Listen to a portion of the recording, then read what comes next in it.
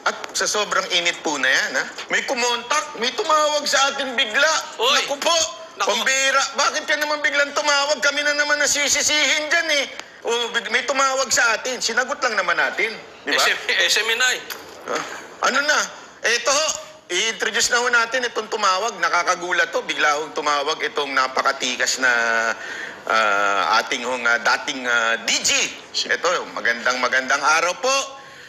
Dating DG na si General Bantag. Magandang araw po. Sir. Magandang araw naman o magandang gabi mga Banateros Brothers. Naku. Ako ay nininervyos sa inyo kasi kayo na naman ang pagtutuunan ng init ng ulo. Naku po, patay tayo dyan. Lagot. Pero unahin na muna natin, may sasabihin si Coach Dada. Meron lang po akong gustong itanong sa inyo, DG Bantag. Nahuli na po si Kong Tevez. Kayo po ba wala pang balak sumuko? Sumuko na ho kayo, kami dadamay dyan pag di kayo sumuko. O pinasusuko namin kayo, ha? Alam nyo, hindi ko napaghandaan yung tanong na yan Akala ko kung ano lang ang pag-uusapan natin. Pero alam nyo, sa totoo lang, sino ba naman ang ayaw humarap? At harapin ang proseso ng batas. Kaso, hindi lang kasi ito yung kaso naming hinaharap Sa akin Kaya parang nagdadalawang isip ako, talagang harapin yan o ipagpatuloy ko itong ginagawa kong ganito, hindi pagpapakita. Dahil nga yung Percy Lapid, nanganak ang daming kaso. Wala akong kalaban-laban kasi. So napakagandang tanong yan. Handa ko bang, sabi mo ba, handa ko bang harapin? Handang-handa ako. Kaso nga lang, kung ikaw ang nasa katayuan ko, ang daming nanganak, hindi lang yung Percy Lapid case, kundi marami pang ikinaso sa akin, na alam naman natin na gawa-gawa lang. Paano naman ako? Kung ako'y humarap. DG Bantag, ang pag-usapan natin ngayon, ito hindi tayo papasok dyan sa inyong kaso. Ang ating pag-uusapan ay itong komento nyo tungkol dito sa war on drugs na inanuho ni Mayor Baste Duterte, kung narinig nyo po yung speech. Ano bang inyong masasabi tungkol dito sa war on drugs ni Mayor Baste Duterte? Alam mo, nalulungkot ako na naiinis ako sa sarili ko. Dahil nga, hindi kasi ako teki. Hindi, pinindot-pindot ko muna itong hawak kong cellphone bago ko yung kumbaga volume or yung bago ko marinig yung pinagsasabi ni Mayor Baste at ni Boss Dada na nagpapaalam na. Yun lang narinig ko. Hindi po, pero DG Bantag, syempre alam naman po natin kung ano yung style nung kanyang ama, mukhang ganun din yung kanyang ginagawa ngayon. Yung political will, yung tapang, talagang walang takot kahit nabatigusin. So, alam din po naman siguro ninyo na nanonood naman po siguro kayo ng balita. Binabatikos po kasi siya ngayon Ano po masasabi po ninyo? Ang masasabi ko kung yung pagbatikos na yan, talagang mag-iingat siya. Kasi nga, alam naman natin ang mga nangyayari. Sa tanong naman kung anong reaksyon ko doon sa ginagawa ni Mayor Basi, ay napakaganda yan. Kasi nga yan yung mga hiling namin o ako mismo at ng taong bayan na nagustuhan yung ginawa ng tatay ni Digong, tatay niya, si PRRD nga, Mayor Digong, nagustuhan ng marami. Sino bang may ayaw na nakakalakad ka na sa rekto ng wala kang pangamba, na may snatchan ka, wala na yung mga adik na naglipa na, hindi lang sa rekto, kundi sa buong, sabihin natin, buong Pilipinas, hindi man 100%, pero talagang nagkaroon tayo ng katahimikan pagdating dyan sa dulot ng illegal na droga. Kaya saludo ako kay Mayor Basde. Gustong-gusto ko yan. Ngayon kung tatakbo sana ng presidente ngayon yan, iboboto ko kagad siya. Naku. Yun. Yan ang masasabi ko. Sir Bantag, naalala niyo po nung una tayong nagkita sa Baguio, Hindi pa siya wanted doon, ha? Hindi pa siya wanted. Bawang sabihin. Alam mo naman kung may mga praning tayong mga opisyal, di ba? sumasyat pa kami noon. May mga kasama pa kaming noon, mga vloggers na iba. At sabi ko, hindi pa siya wanted noon. Siguraduhin natin. Oh. Nasa live ko naman yan eh. At yung sabi ko, susuporta ako kay DG Bantag kung papayag siya, kung sakali siya ay maging senador, kung sakali man, susuporta ka ba sa mandatory drug test? Ayan. At yun Oo din, naman. kanina, yun din po sumang-ayon si Mayor Baste. Ano pong masasabi niyo doon? Oo naman, tol. Yan ay sinagot ko na noon nung tayo nga sa Baguio. At sabi ko 100% ako dyan sa ngayon. Parang may nakita akong vlog na uumpisahan ba sa Davao, yung drug testing ng mga dapat i-testing ng mga local leaders. At ewan ko kung hanggang saan hahantong yan o aabot. Napakaganda niyan. So, Sir Bantag, napag-usapan na rin natin yan na tungkol dyan sa drug test na yan at susuportahan ka namin. Marami pong nagtatanong sa amin dito sa mga komentaryo, sa personal vlogs namin, tatakbo po ba si DG Bantag? Kasi maraming gustong tumakbo ka. Yan na lang inaantay ng taong bayan kung ikaw po ba itatakbo sa national position. Maybe bilang senador. Copy, Coach Oli. Ngayon nga nakita mo, palingalinga ako kasi palagi akong tumatakbo eh. National, election pala yung sinasabi. Akala ko yung takbuhan eh. Kaya napapalinga ako, baka tumakbo na naman ako ngayon. Yun nga po, marami po nagsasabing tumakbo kayong senador dahil alam naman po natin, yan ang isa sa mga kulang sa atin ngayon, yung war on drugs, di ba? Sabi nyo nga, kung kayo maging senador, yan ang isa sa mga ipupush nyo, mandatory na drug test sa mga opisyal. Baka naman po daw mabigyan nyo ng sagot yung kahilingan ng taong bayan na kayo ay tumakbo bilang senador. Alam mo, okay, copy, Banat Bay. Nagpapasalamat ako ng lubos-lubos sa ating mga kababayan, lalong-lalo na sa mga nagko-comment nga na tumakbo daw si Bantag sa pagka-senador. Ewan ko kung majority yun Kung talagang nakakarami ang nagsasabing tumakbo daw si Bantag sa senador, sa Senate election, so be it. Di gawin natin. Kung talagang mandato yan ng taong bayan, sino ba tayo para tumanggi, di ba? Pero kailangan ko munang harapin kasi ang kaso ko.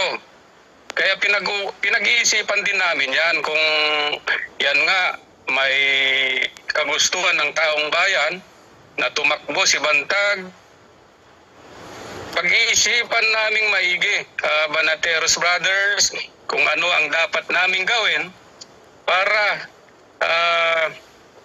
mapagbigyan ang hiling ng taong bayan.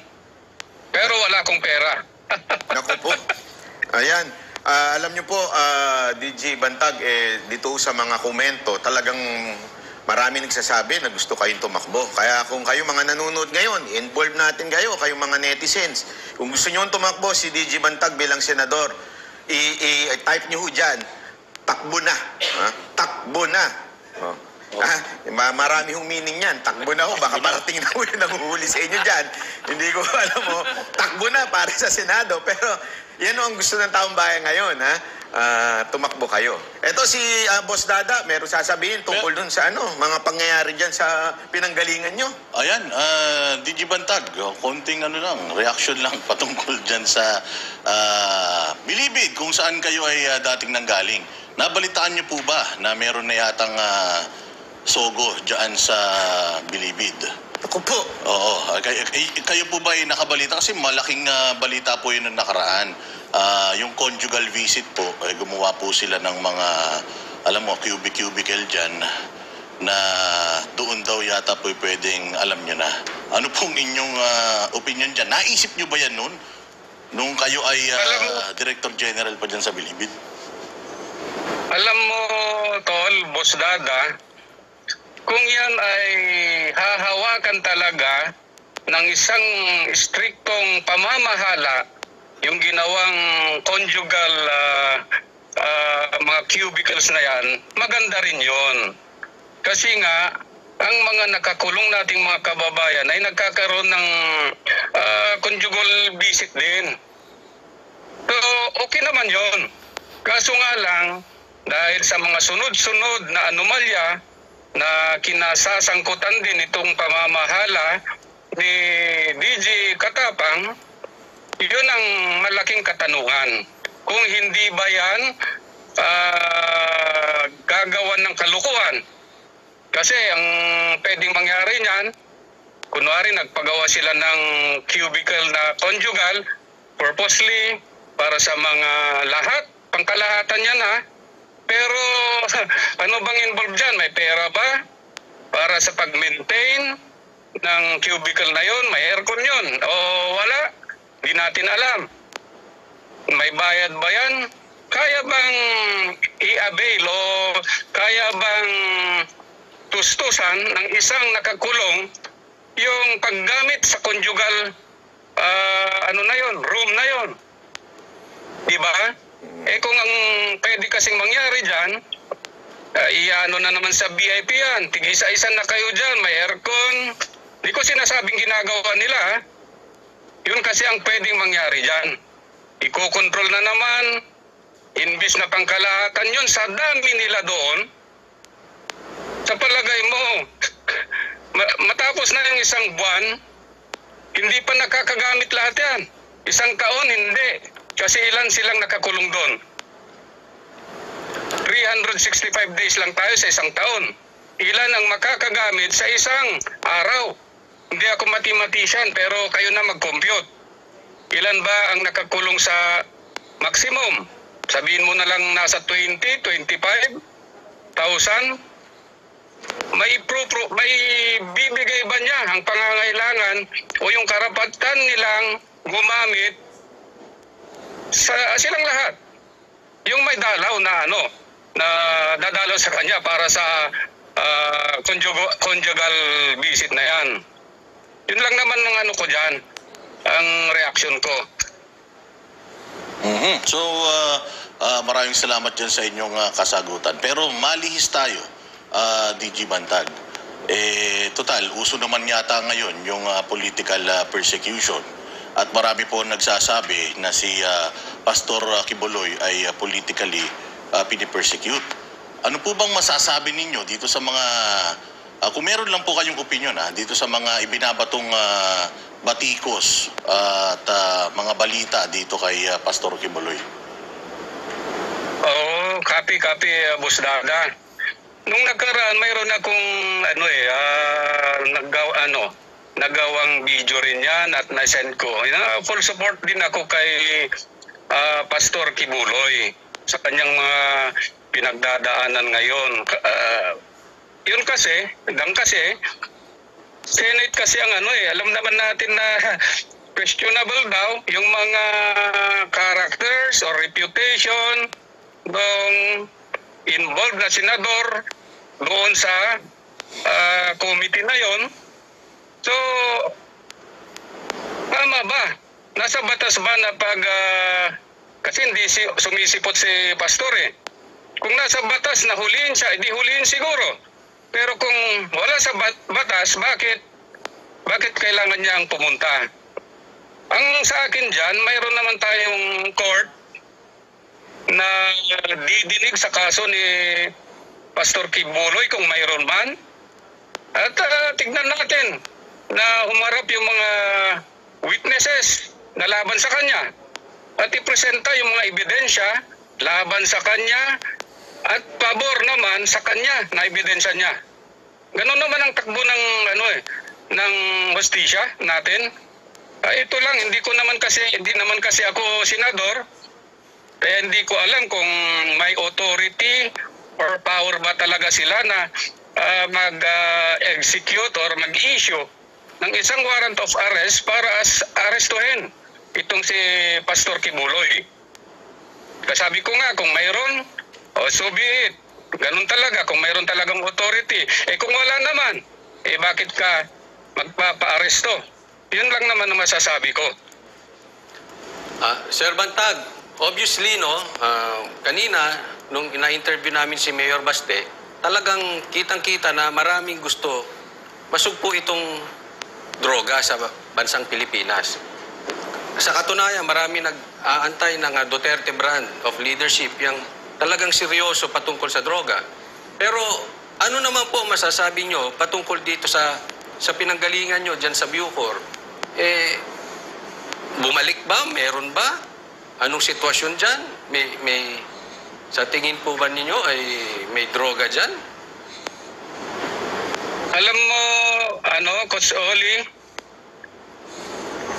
sa pagkaalis ko kasi doon, wala na talaga akong personal na nakita na pagpasok ng mga shabu. Pero kung ang basihan natin ay yung mga balita na may nahuli at may mga video pa ng mga vloggers na nagpapakitang nahulian yung babae, hindi lang isa, may isang babaeng matanda, may isang babae na medyo kabataan at hindi naman bata, ibig kong sabihin, mas bata sa matandang yon na nahuhulian ng drugs. Ito kasing kulungan naman natin na ito, ay nandyan yung mga drug lords nga.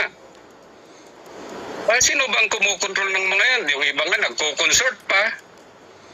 Nabalita naman noon pa, may shabu lab pa dyan. Doon, mga unang mga panahon pa, hindi pa ng panahon ko, panahon namin. At itong kay DJ Katapang, hindi ko alam kung anong ginagawa ngayon dyan. Pero nakikita naman natin sa congressional hearing niya nung nakaraan, na na-involve pa yung Angelina Bautista ng kung ano-anong anomalya. Siyempre, kung ikaw ang leader at mayroon kang taong ganon, dapat tatamaan ka doon ng command responsibility. Kung wala ka mang kasalanan, tatamaan ka doon sa doctrine ng command responsibility. So, nandun pa ba si Angelina Bautista na gumagawa ng anomalya? Yan ang mga tanong Sir, matanong ko lang po, nung panahon nyo po, ano po yung iniwan yung sitwasyon patungkol dyan sa droga nung kayo po ay nakaupo dyan? Alam nyo, hindi kami nagtago sa media ng mga open kasi kami.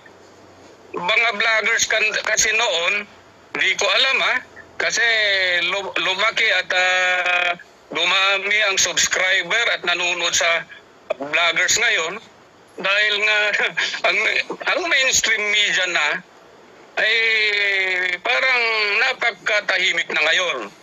Pero nung panahon naman namin noon, hindi naman nabusalan ng mainstream media at open, pinapapasok ko silang lahat. Sasabihin nga nila, hindi totoo yung pag ground zero ko daw doon, nagpagawa daw ako ng kubol sa loob. Kalukuhan yon. Open kami noon sa media. Dapat noon pa alam nila. Ngayon po, maraming salamat po, former Bucor Chief General Bantag. Alam nyo, grabe.